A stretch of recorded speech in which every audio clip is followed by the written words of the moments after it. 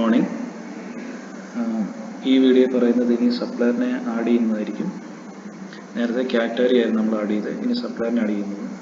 സപ്ലയറിനെ add ചെയ്യുമ്പോൾ menu ബാറിൽ supplier എന്ന് പറഞ്ഞൊരു ബട്ടൺ ഉണ്ട്, അത് ക്ലിക്ക് ചെയ്ത് കഴിയുമ്പം ആ പേജിലോട്ട് പോകും. ഇവിടെ നേരത്തെ ആഡ് ചെയ്ത സപ്ലയറിൻ്റെ ലിസ്റ്റുകൾ മുഴുവൻ കാണാൻ സാധിക്കും. മുകളിലൊരു ബട്ടൺ ഉണ്ട്, സപ്ലയർ എന്ന് പറഞ്ഞ ബട്ടൺ. അത് ആഡ് ചെയ്ത് കഴിയുമ്പം പുതിയ സപ്ലയറിനെ ആഡ് ചെയ്യാനുള്ള ഡീറ്റെയിൽസ് ഒക്കെ ചോദിക്കും. അത് നമുക്ക് അടിച്ചു കൊടുത്താൽ മതി.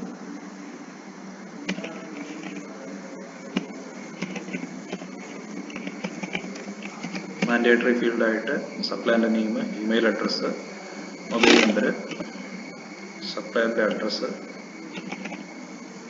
ലൊക്കേഷൻ,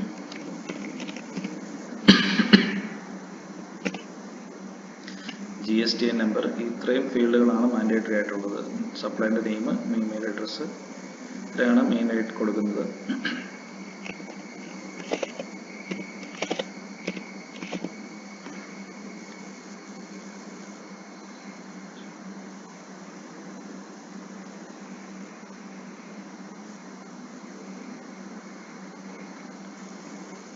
ബാക്കി മാൻഡേറ്ററി അല്ല, ആവശ്യമുള്ളതനുസരിച്ച് നമുക്ക് കൊടുക്കാം, വീണ്ടും പിന്നീട് കൊടുക്കാവുന്നതാണ്. നമുക്ക് സപ്ലയറിൻ്റെ ഡീറ്റെയിൽസ് എഡിറ്റ് ചെയ്യാൻ സാധിക്കുന്നതാണ്. ഞാനിപ്പോൾ ആഡ് ചെയ്യുവാണ്. രവി എന്ന് പറഞ്ഞ സപ്ലയറിനെ ഞാനിപ്പോൾ ആഡ് ചെയ്തു. നമുക്കിവിടെ കാണാൻ സാധിക്കും, രവി എന്ന സപ്ലയറിനെ ആഡ് ചെയ്തു. രവി സപ്ലയറിന് കോഡ് യൂണീക്ക് കോഡായിരിക്കും എല്ലാ സപ്ലയറിനും. മൊബൈൽ നമ്പർ, പർച്ചേസ്ഡ് ഗോൾഡ് ഒന്നും രവിയുടെ ഒന്നും മേടിച്ചിട്ടില്ല. ബാലൻസ് എല്ലാം 0 ആയിരിക്കും, അൺബിൽഡ് നോട്ട് 0 ആയിരിക്കും. ഇവിടെ വ്യൂ ബട്ടൺ ഉണ്ട്, വ്യൂ ബട്ടണിൽ പോയാൽ നമുക്ക് അവിടെ സപ്ലയറിൻ്റെ, രവി എന്ന് പറഞ്ഞ സപ്ലയറിൻ്റെ ടോട്ടൽ ഡീറ്റെയിൽസ് എല്ലാം കാണിക്കും. മോറിൽ പോയി കഴിയുമ്പോൾ നമ്മൾ സപ്ലയറിൻ്റെ നേരത്തെ ആഡ് ചെയ്ത ഡീറ്റെയിൽസും എഡിറ്റ് ചെയ്യണമെങ്കിൽ ബാക്കി പോകാം. ഇവിടെ ഒരു എഡിറ്റ് ബട്ടൺ ഉണ്ട്. സപ്ലയറിൻ്റെ പേജിൽ പോയി ഇവിടെ ഒരു എഡിറ്റ് ബട്ടൺ ക്ലിക്ക് ചെയ്ത് കഴിയുമ്പോൾ നമുക്ക് എഡിറ്റ് ചെയ്യാൻ സാധിക്കുന്നതായിരിക്കും.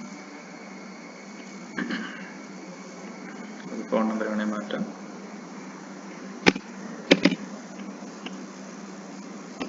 സേവ് ചെയ്യുന്നു. ഇതിവിടെ കാണാം, ഫോൺ നമ്പർ എല്ലാം 77 ആയിട്ട് മാറിയിട്ടുണ്ട്. ഇനി ഈ കേസിൽ ഈ സപ്ലയറിനെ വെച്ച് ഒരു പർച്ചേസ് നടത്താൻ പോവാണ്.